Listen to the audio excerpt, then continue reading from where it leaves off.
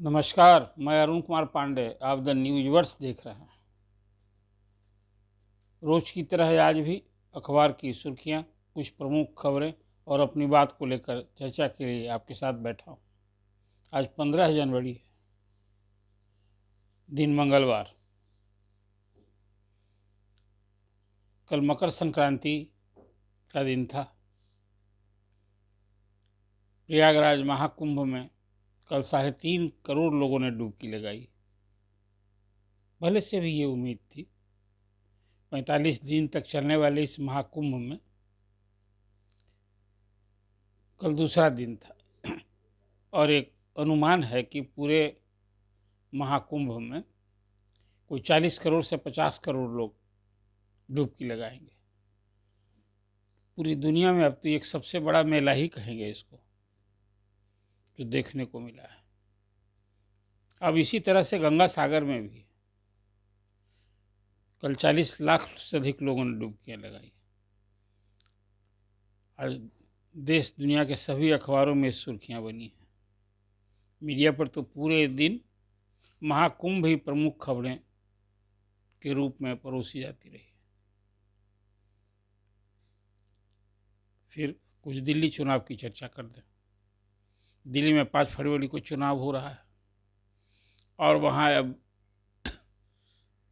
सत्तारूढ़ पार्टी आप, मुख्य विपक्षी दल भाजपा और कांग्रेस, सब तीनों के बीच वहाँ लड़ाई है। 10 जनवरी को अधिसूचना जारी होने के बाद नामांकन प्रक्रिया भी शुरू हो गई है। अब एक दूसरे पर वार पलटवार का भी दौर शुरू हो गया है।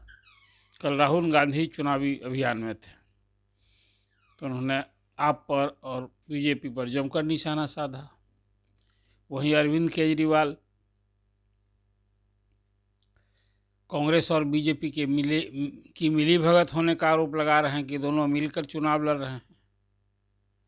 आप तो यहाँ तक कह रही है कि कांग्रेस को बीजेपी फंडिंग कर रही है। अब कौन किससे मिला ही बड़ा, एक अजीब सा वहाँ ये बात हो रही है। अभी तो लोकसभा के चुनाव में आप और कांग्रेस मिलकर ही लड़ी थी, लेकिन इस बार दोनों आमने सामने हैं।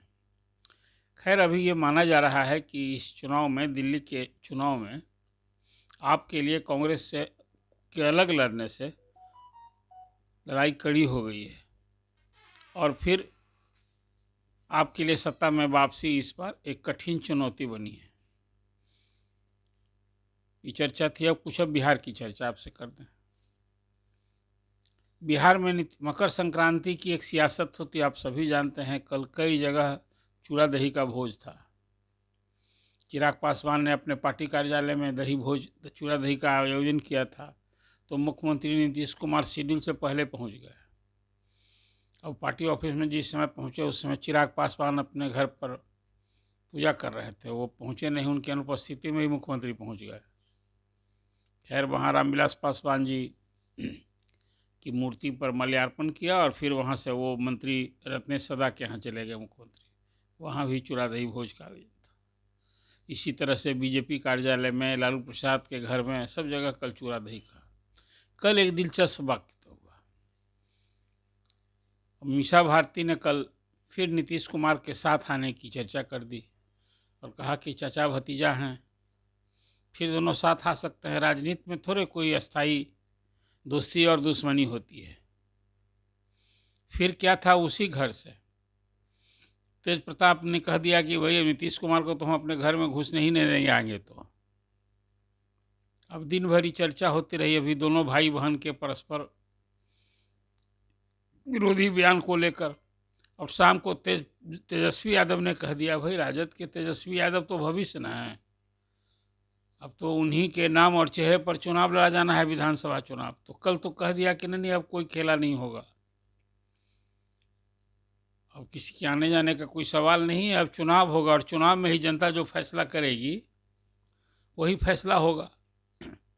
कुल मिलाजुलाकर ये दर्शाता है कि तेजस्वी अब फिर नीतीश कुमार के साथ आने के लिए तैयार नहीं, और वो मानते हैं कि अब तो ये यदि साथ आएंगे तो उनका इसको खामियाजा भुगतना पड़ेगा। नीतीश कुमार के साथ आने का मतलब है कि जो उनका चुनावी भविष्य है और बेड़ा गर्क हो जाएगा। हालांकि अभी कोई अब आपको याद होगा एक जन लालू प्रसाद के बयान से ये बात हुई थी। लालू प्रसाद ने ही तो कहा था कि नीतीश इधर आ जाएं और हम माफ़ कर देंगे उनको। तब से ये सियासत शुरू हो गई। खैर, मुख्यमंत्री नीतीश कुमार तो अब लगातार कह ही रहे हैं कि भाई 2 बार गलती हो गई, अब हम नहीं जाने वाले हैं। लेकिन ये सियासत तो है। राजनीति में तो किसी चीज़ को आप संभावनाओं का ही तो खेल होता है। खैर, मेरी अपनी भी समझ है कि अभी खेला नहीं होना है, चुनाव ही होगा। और अब तो चुनाव में एक और जहाँ नीतीश कुमार का चेहरा, वहीं दूसरी ओर तेजस्वी यादव का चेहरा। तो चुनावी जंग इसी पर होना है, इंडिया महागठबंधन में। लेकिन अब लालू परिवार में ये 2 धारा नीतीश कुमार को लेकर के, वर्तमान का तो अभी झगड़ा दिखता है, 2 पार्ट दिखता है। लेकिन आने वाले दिन के लिए कोई दूसरा भी संकेत है कि भविष्य की राजनीति में क्या मीशा और तेजस्वी की राह अलग होगी क्या, ये भी एक संकेत है। खैर, अभी तो लालू जी हैं, लेकिन भविष्य तो तेजस्वी ही है। तो ये अखबार की सुर्खियां रही, कल पूरे दिन इसको लेकर भी चर्चा, बहस, बयान आते रहे। तो एक ही चर्चा थी। और अब अंत में शिक्षकों की समस्या। देखिए, शिक्षकों ने पिछले वर्ष 1,90,000 शिक्षकों ने दिसंबर महीने में सरकार ने ही आमंत्रित किया था कि भाई विशेष समस्या वाले सभी 4 कैटेगरी बनाई थी और कहा था कि भाई हम सबका ट्रांसफ़र करेंगे। तो 1,90,000 आवेदन आ गए हैं। और उसमें हुआ था कि प्रथम चरण में जो गंभीर बीमारी से ग्रस्त हैं, असाध्य रोग से ग्रस्त हैं या विकलांग हैं, ऐसे सारे शिक्षकों को पहले करेंगे। तो एक आज खबर है कि अभी प्रथम चरण में जो असाध्य रोग, गंभीर रोग, विकलांग शिक्षक, ऐसे शिक्षकों का तबादला होना है। और ये सारे तो कोई 10,000 से अधिक शिक्षक हैं। तो अभी तो 35 ही शिक्षक के ट्रांसफ़र का ऑर्डर हुआ है जारी, जो असाध्य रोग से ग्रस्त हैं, गंभीर मतलब कैंसर वाले। अब शेष लोगों का कब होगा? लंबा इंतज़ार करना पड़ेगा। और जितने लोग आवेदन दिए हैं वो सबका ट्रांसफ़र होगा ही, ये भी तय मुझे नहीं दिख रहा है।